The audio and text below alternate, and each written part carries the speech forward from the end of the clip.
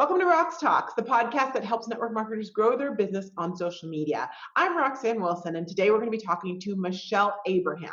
Michelle Abraham is a business coach, an online marketing manager, and a podcast genius. She's been speaking on stages about podcasts before most people even knew what a podcast was. She was like country when country wasn't cool. Who sang that song? Let me know. Email me if you know. Anyway, so she started a Vancouver-based podcasting group in 2012 and has learned the ins and outs of the industry. Michelle has helped create and launch over 30 podcasts. That was just in 2018, and she would love to help you podcast as well too. She has 12 years of entrepreneur experience, 6 years as a mom, and that led her to a lifestyle shift. So spending more time with her family while running location independent online digital marketing business for the last 7 years has really served her to be able to do those things, which I admire her for that and finding that balance. And so get this, her family, they've been living off the grid in a lakeside beach access place for the last 2 years. Pretty interesting, right? I am so excited to invite her to the podcast so you can get to know her a little bit more. You may have also seen her on the summit in February. One thing I want to let you know, if you're watching this, I was doing it for my car. I'll explain why in the behind the scenes, but I can't wait for you to dive in and take a listen. So let's just get right in. This is going to be for the person who wants to know more about podcasting. And I love that. I know I have a podcast, but I know I'm not the expert on podcasts. And what Michelle's going to tell you is going to open your eyes and really show you how attainable this is. So if this is the place you want to go with your brand, Michelle is your girl. This episode is your podcast, your jam, to really get your footing on how to start it. In fact, she says you can start within 30 days. So let's take a listen.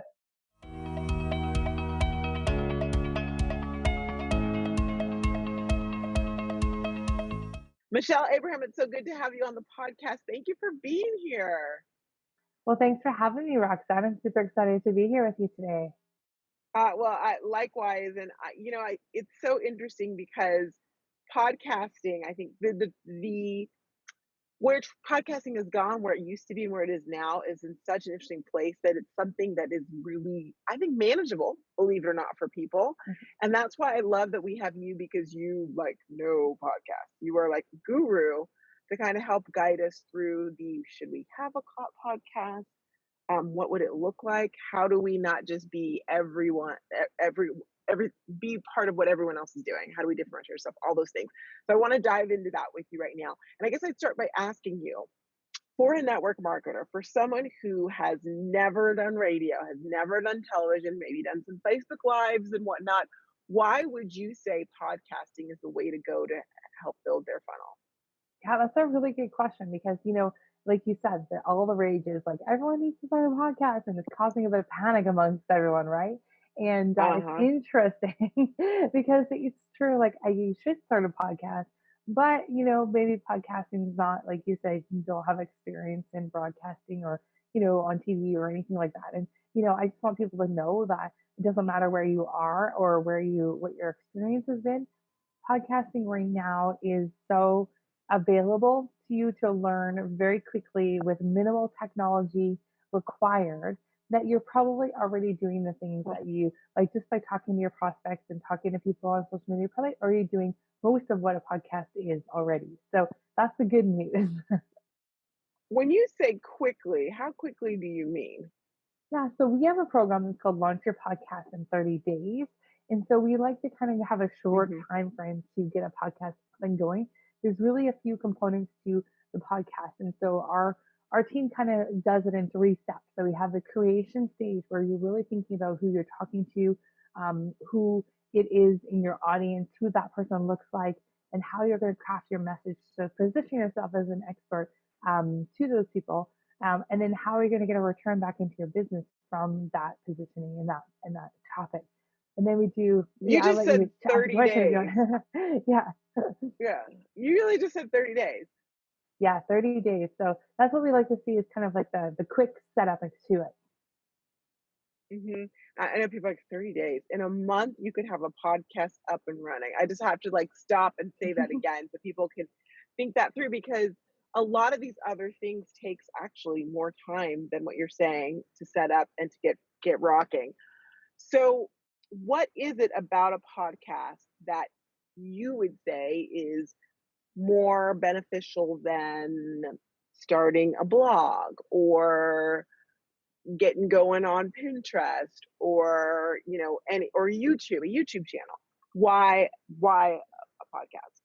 Yeah, that's a great question. So podcasting really, I like to kind of flip it on its head and be like, podcasting is not another thing you should be doing. And I hate when like people have to think about it that way because it's like, oh my gosh, I already do this and that and this. And like thinking about adding podcasting is going to give me severe anxiety and like, like Yeah. the whole like but not doing podcasting is going to be total FOMO. Like, you're missing out on something. And so like if we just rewind the story a little bit to what podcasting actually is a great way to get your content created, right? And so we really Mm, want to focus our clients on creating really awesome content that you can use in for a podcast, but then you can also use it in video format. You can use it in audio format. You can cut it up for social media. You can also use it for ebooks. You can use it for free giveaways. You can use it for online courses, and oh my gosh, the list goes mm. on. So using that content that you're going to use for your podcast, then you can do your Pinterest stories from there, and you can do your Instagram stuff from there, and you can do everything else from that content you've already created. So you're not just creating more and more and more and more and more content. You're just being more smart and specific and strategic about your content. So what I hear you saying is it's like the birthplace, like that's the Mecca, and then you're able to piece things and repurpose. Is that right? Yeah, that's right. And because with podcasting, you can reach like so many more platforms than you can with just like say Pinterest or just Instagram. Whereas like podcasting, when you put it out there, you're going to syndicate it to iTunes first, and there'll be Google Play, Stitcher, Spotify, Radio.com, iHeartRadio. Like there's thousands of these platforms that pick up your show automatically every month, not to mention YouTube as well, because that's actually the number two platform people will actually listen to audio podcasts on YouTube. So that's you're Yeah, just hitting so many more platforms. You're just getting a bigger umbrella of where people already are. that's brilliant. I love that. And I love that what you said, Michelle, about it being something that can be used in many different ways. Here's my question for you, though. I feel like most network marketers, when they come into network marketing, their full purpose is to promote their actual company. So, how do they get to a point where they can even think of themselves as a brand to be creating content on a weekly, maybe more than weekly, let's say weekly basis for a podcast? How does that, like, how do you get from that point to this point? Yeah, I think that's a really good question for network marketers because it's true. You just wanted to promote your product and make sales, and that's, end of the line, like end of the story. That's what you want to do, right? And so I Uh-huh. think when if you can approach your network marketing business like you would approach any other business, you don't just open up, a fitness studio and say, "Hey, everyone, come on in." You got to like pick out what you want them to come in and do, right? So you want to specialize in kickboxing or Pilates or yoga, whatever it is that you want to do. So when you set up your business, really think of who you want to work with. You want to help moms, you want to help seniors. Who is it that you want to work with? So you already Mm, kind of need to do a little bit of that, and that that will help you in your business by just getting a little bit more specific in who you talk to, and then what do you want to be known for? And typically, like we have this little exercise and it's really between your experience, your education, your passion, and your pain. Usually you'll find right in the middle of that circle is your sweet spot of what you kind of should be known for or what you want to be talking about, something that you're passionate about, and that will help you kind of brand yourself. And you don't need to go mm, through a whole branding thing or anything really. You just need to, I think about your podcast as like casting a larger net out there of a big topic that you want to be passionate about. And if you sell nutritional supplements, awesome. But maybe you talk about health and your well-being and your podcast. But at the end of the day, if you want to move people into a nutritional supplement, that's how you can cast a larger net out there. it's brilliant. I love that. So you think about cast the wide net, you said, of Mhm. what it is you want to stand for, what you represent, and it should have something to do eventually with what you're actually going to sell. And then realize that and that's good too because honestly, you cannot have unless you are like the creator of the supplements, you're probably not going to have enough content to talk about your specific supplement every Mhm. single day for, or every single week, I should say. Even 52 weeks is probably going to be hard to find that content. So Yeah, the that's wider right. net helps. Definitely. The other thing I like about that too is because it gives you some flexibility. Maybe you start with supplements, but then you decide what you really care about is a fitness program. And so Mhm, you have an ability to speak to those passions and still be true to your market and what you're doing, mhm. what you're saying. Yeah, plus you're leaving the door open in case, your company goes out of business or in case Hmm. you jump ship to a different company or, I've been in several different network marketing companies. I know that happens, right? And so Yeah. branding yourself with you, it's always going to be you and you're authentically you. So, it just makes it a lot easier down the road. You don't have to just restart everything when you have a new company or a new promotion. So a couple of examples I can give you of some clients that we have who are in network marketing companies. One has a whole podcast called Relationship Rules, and it's had nothing to do with her network marketing company, just about building relationships.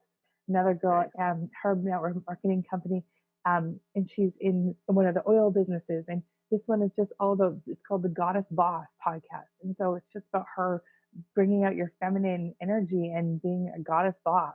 So, like, you can see how just from those two examples, those have nothing to do with the actual product themselves or actually it's just kind of like a bigger net about sorry about relationships or about being a boss or and those kind of things, right? Yes. Oh, yes. That's brilliant. I love we're on live. You're listening, like, you're like, what happened to her? She just knocked her headphones out of her ear so the microphone went flying. Sorry, I got so That excited my headphones went flying off. Well, and your suggestions were awesome, so I can see why you would get that excited. There's real life examples of how people are able to create podcasts and do that. So, how Yeah. many different topics do you think someone should have in their head before they start rolling on creating that podcast? That's a really good question. So a couple different ways we find the content for the shows. Oftentimes it's a frequently asked question. So what are people always asking you?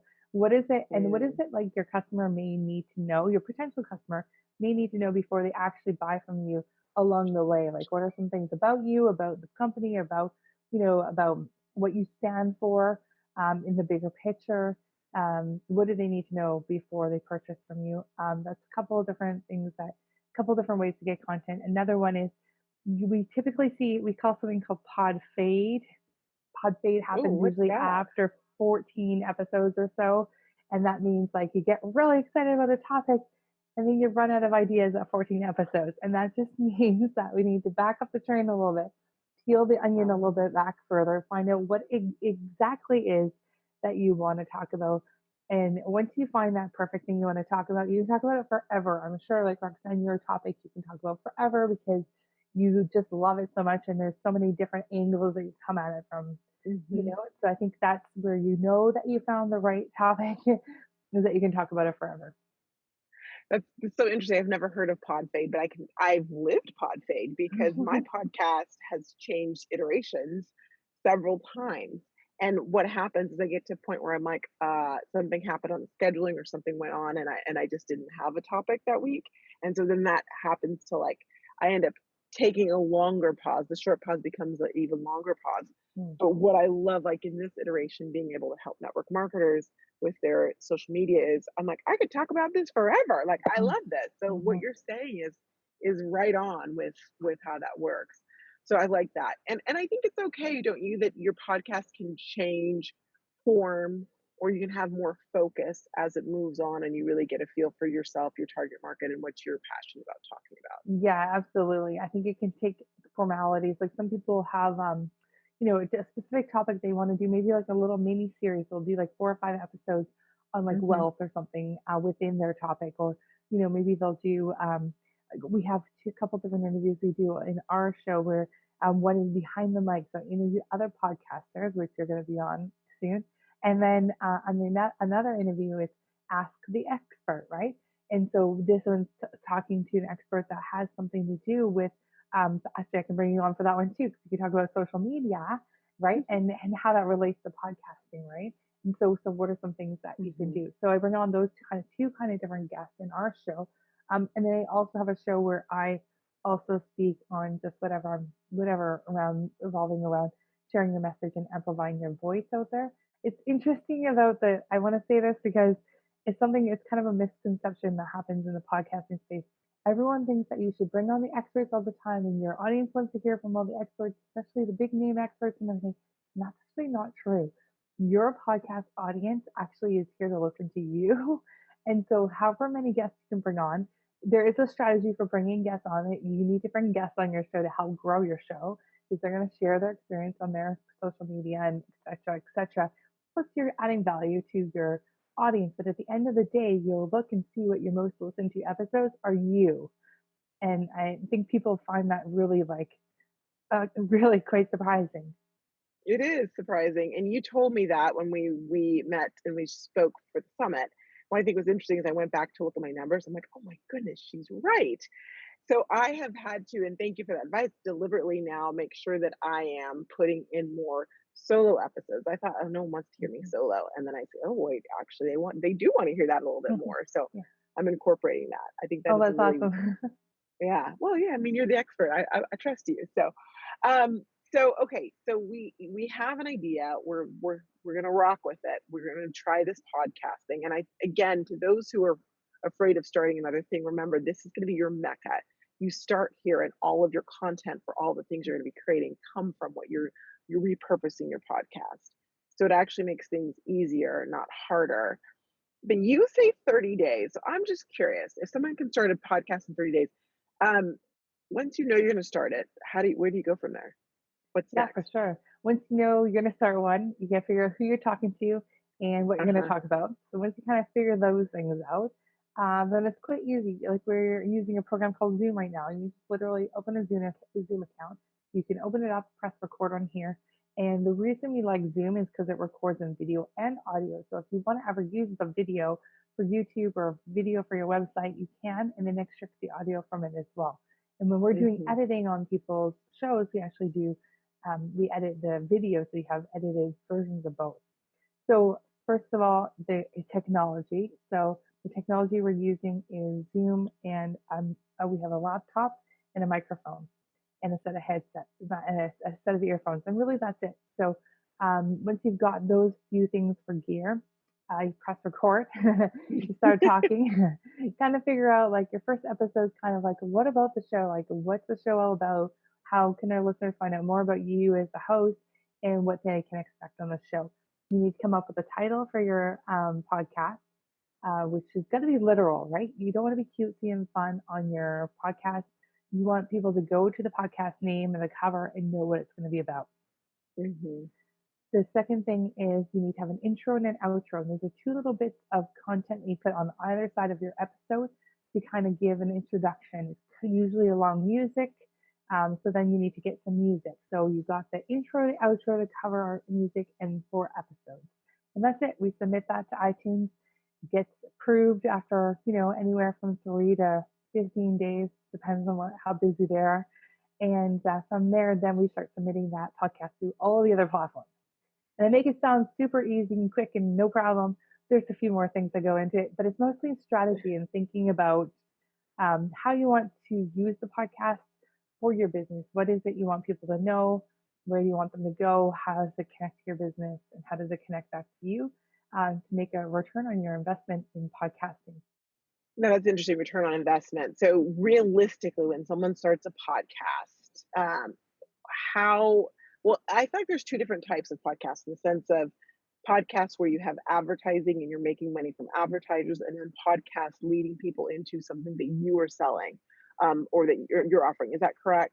Yeah, correct. Yeah. So, I mean, oftentimes you might have a few podcasts that do both, but typically it's either like they're going to go through the advertising or sponsorship route and get paid advertising, paid sponsorship, or they're going to try to sell their own products and services. So, a lot of our clients are coaches, authors, speakers. So, they all bring service providers. So, they're bringing their own clients back to their own business, which is what you Mhm. want to do in network marketing. So on that same line, my question for you is realistically, how long should a network marketer expect to see someone come in and start listening to their podcast and then they say, wow, that person bought from me or that person joined my team? What's Yeah, realistic? that's a good question. There's no right or wrong answer to that. But knowing that podcasting is actually a long-term strategy, not a Hmm. short-term strategy. So I think that you don't want to just, you know, go out there, start podcasting, and then give up after a few months because that's just when it starts going, right? So you'll start Mhm. to see numbers creep up. And then after month, your numbers start doubling. You get to this point where like momentum's gained. And that's the Nice. exciting part of podcasting. That's where we've had clients that have $10,000 programs and that's all they offer. Where now, after a year or two of podcasting, their clients are jumping in from podcast listener to $10,000 program. That's not unrealistic. What is unrealistic probably is to expect that to happen in the first 2 months of podcasting. But Right. your products and services are all at different ranges and pricing. And your audience is going to be all different kinds of people, and what the whole point of the podcast is for your customer, potential future customer, is to get to like, know, and trust you. And what a lot of podcasters forget to do is invite them to join them in the conversation. So, say you're doing a podcast, that's great. Your audience is loving you, but like you're just leaving them there. Like you're not letting them like know how to find out more about you, how to work with you. You're not inviting them to a Facebook group or inviting them somewhere else where they can then build more of a relationship with you. So I think that's something that Mhm. people need to remember, is that your listeners are now eager to know more about you and be part of the conversation where they've just been listening in their ears this whole time. Now they're ready to talk with you. I like that. And one of the things I think is great about a podcast for network marketers is they, like you said, the know like trust factor. So someone does want to join you in business. They do want to have more of you and more live interaction with you because they've, like you said, they're in your ears. But that reminder of, you always have to remember the purpose of the podcast, not only to help those who are listening, but also like you got to give them another step. You've got to tell them what's next along the journey. Yeah, you said two really interesting things there. One was remind me that to say that a podcast can be used in two different ways for network marketers. It could be used as a training tool for your new team members, and that we do have Mm, some podcasters that do that. Where it's like when you're building a new team and you're trying to duplicate yourself, it is like an impossible task, right? But there's always like right. the same 25 questions that people are asking you. So using those as a training tool, so like you have a new team member, send them to this podcast that's specifically for new team members, and it's going to tell them each episode what's something they need to do or how they need to start building their business. So that's another way that you can use podcasting. And what's going to happen with by using podcasting that way, you're going to start showing up when people are typing into questions into Google about how to build their network marketing company. You're going to start coming up as a leader in that. So that's not a bad position to position yourself in, because Smart. really at the end of the day, in a lot of network marketing companies, the more income is made by actually bringing more team members on, not necessarily by selling products. So you could just focus on that aspect of Mhm. your network marketing business as well. And I think, you know, I think that's kind of a good way of helping yourself grow your team without being it all you. That's so smart. And you're right, because then the duplication happens and you're helping them get the information they need, but you're not having to say it over and over again. Right. And then the other thing I was thinking But when you're you're also recruiting people. yeah, exactly. And the other thing I was thinking when you were saying that before was, now you're positioning yourself as the expert, right? Because you're answering these questions. You're also then answering questions about the products. You're becoming the go-to person. Like for your listener, they're getting to like, know, and trust you. They're going to want to buy from you if you're giving them the opportunity to, because that's what you've just done. You've built that huge bridge between them not knowing you. And do you think if they're going to buy from someone, are they going to buy from someone who they saw on who messaged them in through Facebook Messenger, or are they going to buy from someone who has a podcast that they can go and listen to and learn all this amazing information from and know that you're totally an expert on what you do? They're going to buy from you, Mm, right? Not the other person. that's brilliant, and that's such a good point. So one of the benefits again of the podcast is you're establishing yourself as an expert. And the more you can do that, the more people want to be in business with you. They Yeah. want to attach themselves with you. That's a really great point as well too. So, Michelle, what's a reason you'd say a network marketer should not start a podcast? That's a great question, because there are definitely some people that should not start a podcast. So I think if you are like brand new and haven't really been around with what you're doing for a while, I would say like kind of get used to it for a little while first. And once you know that you're committed to the bigger vision of what you're doing, not just the immediate product, I think then that's a good time to really start a podcast. Or when you're about to start building your team, I think that's another good time to start. So when you're not should not start a podcast is when you are knowing that you're not really good at commitment. So you can't commit consistently to do a podcast. And for me, honestly, that was one of the things I struggled with like for a long time, is like having a topic that I was excited enough about to actually commit to doing it consistently. Because it, you Mm-hmm. know, I still here and there do miss some weeks, but for the most part, you really need to be consistently posting like a podcast once a week or once every 2 weeks. So whatever the rhythm is that you set out at the beginning, do not go and do 7 days a week and then stop and do 1 day a week. Keep up with that consistency and the commitment. So those would be the really the only reasons that either uncertainty or unclarity. Maybe you're Mm-hmm. not clear on your positioning yet. But yeah, get that clarity and stuff before you decide to do a podcast. And I think that goes back to, and maybe it's good that we go back to that, is just reminding people that when it comes to a podcast, you really do need to have that clarity, and you have to commit to it. And if one of the reasons you don't commit to something is if you don't really have clarity on what it is, or it becomes a burden of some point. And I think a podcast becomes a burden when you can't think of the content, when you don't know what you want to talk about. Yeah, for sure.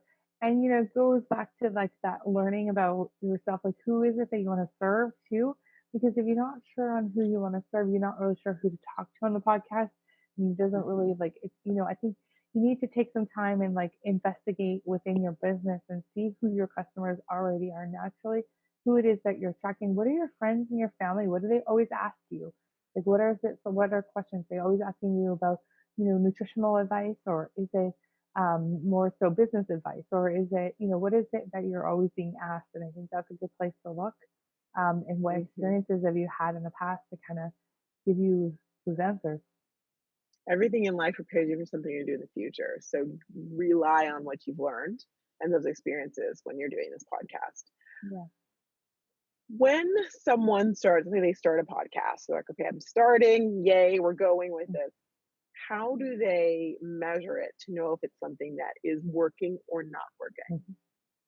That is an awesome question, because that is one of the things in podcasting that I think a lot of people find the hardest, especially my analytical clients, because the whole statistics in podcasting is a little bit like Um, so it's not like in one cohesive place, right? So um, it's hard Hmm. to measure those results. And actually, if you look at the statistics from last year in podcasting, if you're getting 120 downloads per episode, you're in the top 10% of podcasters out there, which is quite crazy because a Wait, lot of what? because a lot of my clients will be like, I only got 100 and something downloads, and I'm like, that puts you in the top percent, you know. Are you serious? Yeah, I never knew that number. yeah, What? yeah, Okay, good to know. yeah, yeah. So, and then like, You said 120, right? Like but 120. 120, yeah, but 120 per episode. I know I said 10%, but I think it's like the top 20%, but still somewhere between the 10 and 20%. I'll have to look that up again, but it was the statistic that came out last year, and it surprised a lot of people because my clients are like, "Oh, but I only have 100 like downloads this episode." I was like, "Okay, let's just put it into perspective. If you were standing in a room and say you had a product showing, or you're doing a home gathering where you try to get friends to have a party, which happens in a lot of network marketing companies. If you had Sure. 100 people show up to that party, wouldn't you be damn excited about it, right? whereas, like, whereas, like, when you're so fixated on the numbers, you're like, oh, I had 100 downloads. Like, that is actually really good. And so putting it in perspective that way is a huge thing, because monitoring those numbers, one statistic can say one thing, another can say another. There's no like one big picture of it all. Hmm. And so I think people get a little bit discouraged because it's hard to measure exact return on your investment on podcasting. So the best thing that you can do is really invite people to come and work with you, invite them to a Facebook group, invite them to download something, invite them to get their email address from them. That's really the main goal, and that's how you can kind of measure your return a little bit better, is by getting control of the conversation. Wow, I'm still mind blown, but that's really good. And you're right. If you had a room full of 120 people coming to hear about your business or at your home party, you would be like, oh my gosh, it was the best night ever. Such a good point. So would you say, okay, so we've got the metrics, we've got a feel for it, we're rolling with it. How important are sending out emails to your list about your podcast coming out? And then I would ask as well, like any other emails that you think are important. Yeah, I mean, we we try to keep consistent with ours, like advertising email going out every week. But one of the most underutilized things that people do in podcasting is they forget about their guests. So just because the show went live once, it doesn't mean you can't bring it back up again, right? So we have some clients who actually reach back out to every single guest that's been on 2 to 3 times a year and say, hey, we're promoting this episode on social media again. Here is a link to it again if you don't mind re-promoting it. So that's like more leveraging it out of your guest for promotion. Again, don't forget about your episode. Just because it was published a year ago doesn't mean it's not relevant. So trying to remember like to keep, promoting your episodes, especially if it's relevant content to what's current events or, conversations that are happening on social media, those kind of things. So keeping consistent and keep bringing that back up again. So I'd say email out once a week, every time you have a new episode, email it to your list, keep building that list, keep finding a way to build that community because at the end of the day, it's community that everyone's after, and it's wanting to be a part of a tribe or part of a community in some way or another. So finding a way to gather people together is also a really good idea from your show. These are all the fans of the show, or here's our insider circle where they get first. You get to know first about anything that's happening, like or any deals that the company has, or something like that. I think moving people from podcast listening to social media and to your email list essentially is kind of like the best way. But there's no right or wrong as like how much promotion or how little promotion, but like just try to remember that just because you promoted it once the week it went out doesn't mean it's you can't you can't promote it anymore. You were literally saying there's no right or No. wrong. Mm-hmm. Yeah. No right or wrong reason. Like you can just promote it as much as you can, and just remember that that content. This is one of the cool things about podcasting that we should probably like. This is one of the reasons you do want to podcast. That content is not going anywhere. People can be finding your show 2 years from now, 5 years from now, 10 years from now. It's still going to be there. And what other platform can people still find Yeah, content from a year ago or 3 months or 3 minutes ago, right? Like it's there always. So I think that's a huge thing. Not to that's mention that brilliant. Google is going to start indexing it as well, right? So now people's podcast episodes and content from those episodes are going to start showing up higher than your website on Google search. So I think having a podcast is even more valuable than having a website. And that's good for network marketers because not everyone wants to get a website. You were saying it's good for network marketers because Good for network marketers because sometimes in network marketing, we don't want to set up a website. Well, having a podcast is a really good opportunity to still have that presence there and it's evergreen the content without having to go through having to set up a whole personal branding website. that's so true. I mean, that is one of the big things. They don't want to set up, which is fine. They don't want to do a website, but you don't have to, like you said, because you're going to have that access with the podcast. That's brilliant. Which also means you don't think that someone needs to have a website to have a podcast. Am I hearing you right in saying that too? Yeah, no, not at all. Yeah. I mean, you can have a podcast, you can have a website to have a podcast, like also showcase on it. But I'm saying don't let that stop you from getting started.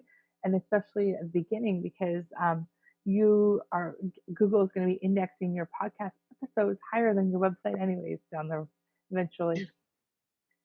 That's amazing.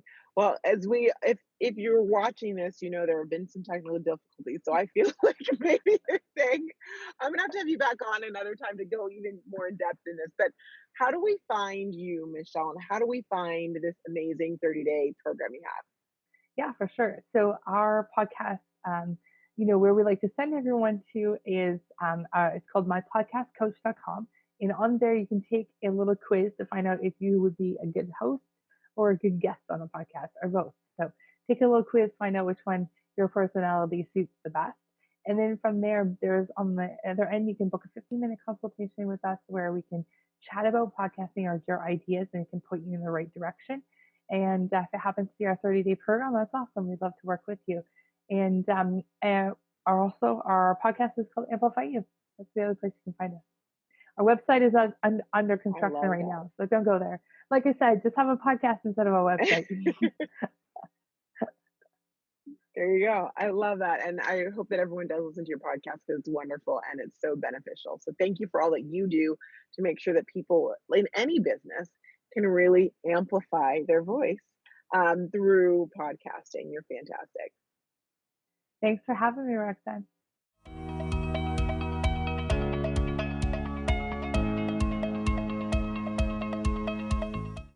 All right, welcome back, and it's time for the tech tip. My tech tip for you today really is about sharing the love. You know what I realized? I realized that we live in these silos of getting these apps or finding these apps, and we forget to tell each other about it. So really my encouragement to you is to ask your friends, ask people you feel like are doing things like really well. Hey, what are three apps you love? Just find out, what are 3 apps you love? It's a question that I basically asked all of the speakers at last month's summit. And it was interesting to see, what did they use for their business? You learn so much and you find so many apps you didn't know about if you just ask. So my encouragement to you today is to ask people that are in your industry and maybe in your industry adjacent.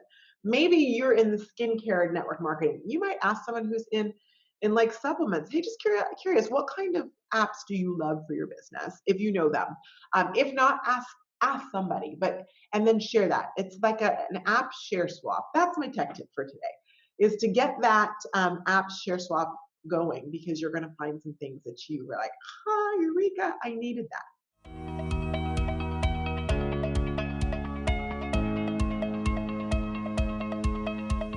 All right, and I'm actually going to slide right into the mindset moment. And today's mindset moment is brought to you by our trip. So when this episode is actually going to come to you a little bit out of order, so my apologies. The actual episode with Michelle recorded, on President's Day. The day after President's Day is when we recorded it. The day after President's Day, that's right. And I was in my car because I was in Arizona visiting my family. We went to Arizona, and it just worked out that it just had to be. I was in my car. Now, why am I going with you for the mindset moment? Because Scott came to me early February and said, "Hey, my mom's birthday's end of January. Actually, my mom came to me first and said, I hear you guys are coming to Arizona in a couple weeks." I'm like, "We are? What? I didn't know that." She's like, "Yeah, that's what Scott told me." I'm like, "Darling, are we coming to Arizona?" He's like, "Yeah, I thought we'd go to Arizona for Valentine's / President's weekend." I'm like, "Oh, okay." My first thought was awesome. My second thought was, because that was a week before the summit, a week before the thing I've been working on since September.